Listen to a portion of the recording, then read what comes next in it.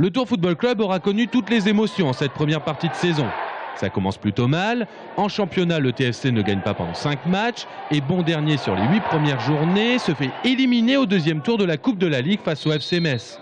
Entre-temps, Peter Zeidler, l'entraîneur, se fait limoger, remplacé par Bernard Blacard, le responsable du centre de formation. Alors forcément, quand après 18 journées, le club est classé 11e avec 22 points, Max Marty, le manager général, a retrouvé le sourire et de l'ambition pour son équipe.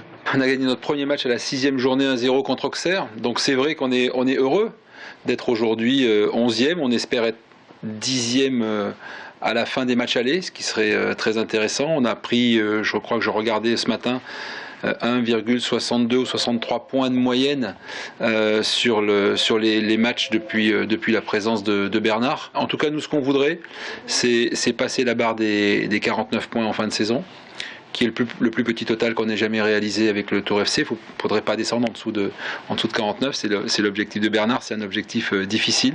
À quelques jours de la fin des matchs allés, le TFC est à 9 points du premier accessible en avant Guingamp et à 5 points du premier relégable. Les Chamois niortais qui jouent ce soir Sedan, la lanterne rouge de la Ligue 2.